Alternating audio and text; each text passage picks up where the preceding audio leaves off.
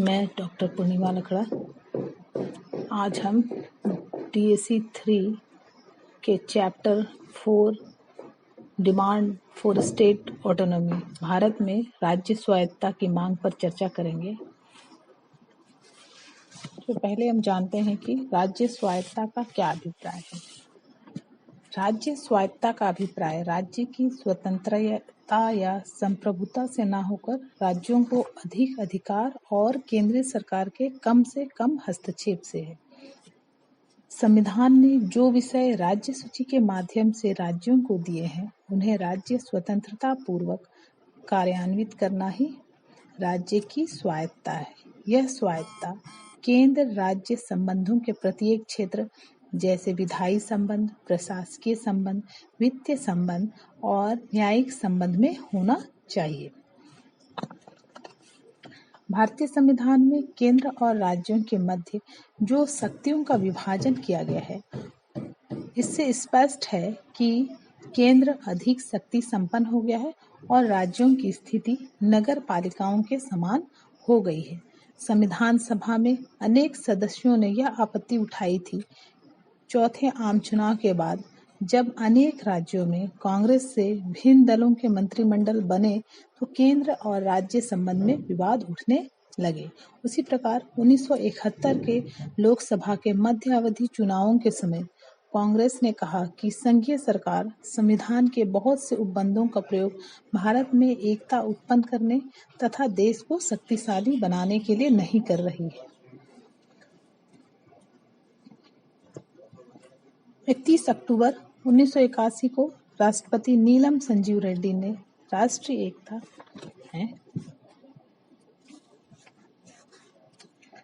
पर सरदार पटेल मेमोरियल व्याख्यान देते हुए कहा था कि राज्य सरकारों को सामाजिक सेवाओं और विकास के विषयों पर जो उत्तरदायित्व दिए गए हैं, उनके अनुरूप विस्तृत और लचीले राज्य के साधन उनके पास नहीं है। केंद्र का रुझान विकास और शासन के अधिक से अधिक विषयों का उत्तरदायित्व स्वयं लेने का है, जो कि विकेंद्रीकरण के स्वीकृत सिद्धांत के प्रभाव को कम करता है। केंद्र के पास राज्यों में उपबंध सरकारी तंत्र से अधिक कुशल और भिन्न तंत्र नहीं है और न अनुभव यह बताता है कि केंद्र ने राज्यों की तुलना में अधिक बुद्धिमानी, योग्यता या बाह्य तत्वों के प्रभाव से स्वतंत्रता प्रदर्शित की हो। राज्य ने केंद्र की इस प्रवृत्ति को कभी पसंद नहीं किया है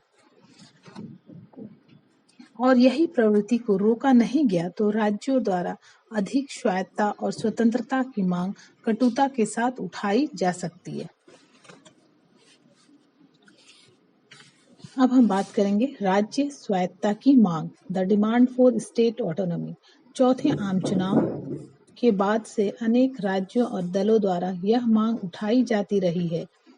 जैसे पश्चिम बंगाल सरकार ने राज्य स्वायत्तता की मांग की पहल करते हुए एक विज्ञापन बनाकर अन्य राज्य सरकारों और तत्कालीन प्रधानमंत्री मोरारजी देसाई को भेजा और यह विज्ञापन इस प्रकार थे। पहला, भारतीय संघ को राज्यों का संघ घोषित किया जाए। दूसरा, राज्य विधानसभाएं जो कानून पास करेंगी उनमें किसी प्रकार की केंद्रीय अनुमति की आवश्यकता नहीं हो। राज्य में कभी भी राष्ट्रपति शासन लागू न किया जाए। संविधान के अनुच्छेद 356 और 57 को, जिसके तहत भारतीय संघ के राष्ट्रपति को राज्यों की विधानसभाओं को भंग करने का अधिकार प्राप्त है, समाप्त किया जाए। लोकसभा के समान राज्यसभा का निर्वाचन प्रत्यक्ष कराया जाए और 30 लाख से अधिक आबादी वाले राज्यों को समान प्रतिनिधित्व देना होगा। नेक्स्ट, कुल राष्ट्रीय राजस्व का 75% भाग राज्य सरकारों को व्यय हेतु प्रदान किया जाए। नेक्स्ट, राज्य के सभी कर्मचारी राज्य सरकार के अधीन होंगे। राज्य में IAS और IPS अधिकारी ना हो और इन पदों को समाप्त किया जाए अथवा IAS, IPS और CRP जैसे सेवाओं के राज्य के अधीन किया जाए। राज्य में स्वशासन के अधिकार के संरक्षण के लिए संविधान के अनुच्छेद 248 में इस प्रकार संशोधन किया जाए जिससे किसी भी महत्वपूर्ण विषय पर कानूनन राज्य विधानसभाओं का पूर्ण अधिकार बना रहे। संविधान के अनुच्छेद 249 को रद्द किया जाना चाहिए। योजना आयोग की कार्यप्रणाली में भी फेरबदल किया जाना चाहिए। राज्यों को कर लगाने और वसूलने का अधिकार पूर्ण रूप से मिलना चाहिए। केंद्रीय मंत्रिमंडल के वाणिज्य संबंधित संविधान के अनुच्छेद 302 में निहित अधिकारों को खत्म कर देना चाहिए। साथ ही संविधान के अनुच्छेद 200 तथा 201 को भी खत्म किया जाए। राज्य की क्षमता अनुसार राज्य विधानसभाओं को केंद्र के समकक्ष सार्वभौम क्षमता मिलनी चाहिए। राज्यों की स्वायत्तता की मांग उठाने वालों में पंजाब, तमिलनाडु, आंध्र प्रदेश, कर्नाटक और पंजाब की सरकारें भी थी। इन सभी की मांगों को देखते हुए केंद्र सरकार ने 24 मार्च 1983 को सरकारिया आयोग का गठन किया और इस आयोग को संविधान के ढांचे के अंतर्गत केंद्र राज्य संबंधों की समीक्षा करना था। सरकारिया आयोग ने अपनी रिपोर्ट में कहा कि राज्यों को अधिक अधिकार देने के लिए संविधान संशोधन की कोई आवश्यकता नहीं है, क्योंकि संविधान में पहले से ही राज्यों को उनके क्षेत्र में अधिक स्वतंत्रता देने का प्रावधान है। आयोग ने यह भी कहा कि केंद्र राज्यों के क्षेत्र में हस्तक्षेप कर रहा है, उनके विशेष अधिकार छीन रहा है, तो राज्य सूची के विषय कम करके समवर्ती सूची का विस्तार कर संविधान का उल्लंघन कर रहा है। सरकारिया आयोग ने अनुच्छेद 356 के दुरुपयोग की भी आलोचना की है। राजमन्नार समिति तमिलनाडु के मुख्यमंत्री करुणानिधि ने 1970 में केंद्र और राज्यों के अधिकांश क्षेत्र निर्धारण के लिए उच्च न्यायालय के भूतपूर्व मुख्य न्यायाधीश राज्य मन्नार की अध्यक्षता में एक समिति गठित की और इस समिति ने राज्य की स्वायत्तता के संबंध में कुछ सुझाव दिए, जो इस प्रकार थे। एक अंतर्राज्यीय परिषद की स्थापना की जाए जिसका अध्यक्ष प्रधानमंत्री हो और राज्यों के मुख्य मंत्री या उनके मनोनीत व्यक्ति इसके सदस्य हों। इस परिषद से परामर्श किए बिना कोई ऐसा बिल संसद में रखा जाए जिससे एक या अनेक राज्य प्रभावित हो। दूसरा, योजना आयोग समाप्त करके एक संवैधानिक निकाय स्थापित किया जाए जिसमें राज्य को सलाह देने के लिए विज्ञान, तकनीक, कृषि और अर्थ विशेषज्ञ हो। राज्य के अपने योजना मंडल हो जो राज्यों को परामर्श दे सके। तीसरा, वित्त आयोग स्थायी रूप से बनाया जाए तथा राज्यों के पक्ष में अधिक करों का वितरण हो जिससे वे केंद्र पर कम से कम निर्भर हो। चौथा, केंद्रीय और समवर्ती सूची के अनेक विषय राज्य सूची में स्थानांतरित किए जाएं। पांचवा, केंद्रीय मंत्रिमंडल में राज्यों का पर्याप्त प्रतिनिधित्व हो। छठा, राज्यों के उच्च न्यायालय राज्यों के क्षेत्राधिकार के सभी मामलों के लिए उच्चतम न्यायालय हो। सातवां, राष्ट्रपति द्वारा राज्यपाल की नियुक्ति राज्य के मंत्रिमंडल अथवा उसी उद्देश्य से बनाए गई किसी उच्च अधिकार निकाय के परामर्श से किया जाए। आठवां, राज्यों को उनके औद्योगिक विकास हेतु विदेशी मुद्रा दी जाए। नौवां, राज्य में किसी निजी या सरकारी क्षेत्र में औद्योगिक लाइसेंस देने का अधिकार राज्यों को होना चाहिए। इसी संदर्भ में हम बात कर सकते हैं कि जिस तरह जम्मू एंड कश्मीर को स्वायत्तता दिया गया है, राज्य में उनको स्वायत्तता मतलब स्वतंत्रता दी गई है, अर्थात वहां 370 धारा लगाया गया है। और ये आर्टिकल 370 क्या है, इसमें निम्न बातों की सिफारिश की गई है, जैसे कि राज्य का एक अपना पृथक संविधान होगा, रक्षा, विदेश और दूरसंचार के मामले केंद्र के अधीन होंगे, लेकिन इसके अलावा सारे मामलों पर फैसले का अधिकार राज्य का होगा। मुख्यमंत्री का पद समाप्त कर उसकी जगह वजीर आलम का पद होगा।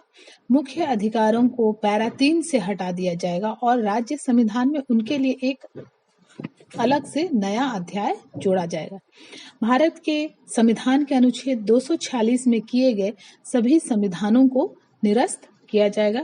आपातकाल की घोषणा यदि करनी हो तो उसके लिए पहले राज्य की विधानसभा से 2 माह के भीतर उसका अनुमोदन करना अनिवार्य होगा और ऐसा न करने पर आपातकाल जो होगा वो निरस्त माना जाएगा।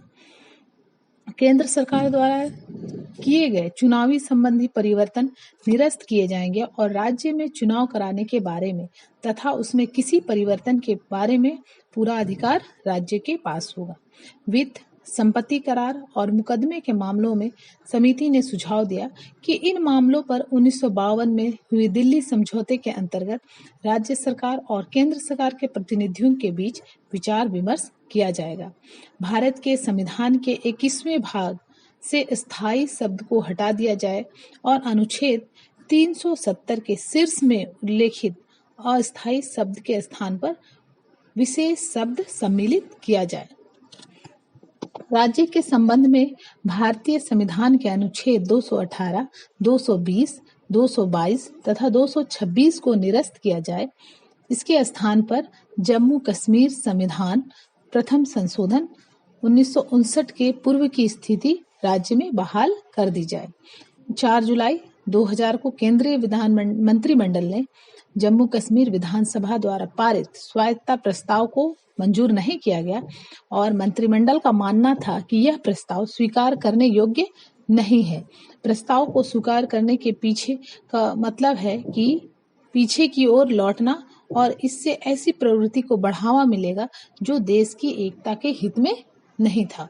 तो ये हमने बातें की जम्मू कश्मीर की स्वायत्तता समिति रिपोर्ट, जिसमें उन्होंने इन सभी बातों का जिक्र किया था या उल्लेख किया था। लेकिन अभी फिलहाल में जम्मू कश्मीर से भी आर्टिकल 370 को हटा दिया गया है और उसमें अभी अन्य राज्यों की तरह की जो स्थिति है वही स्थिति जम्मू कश्मीर में भी देखा गया है।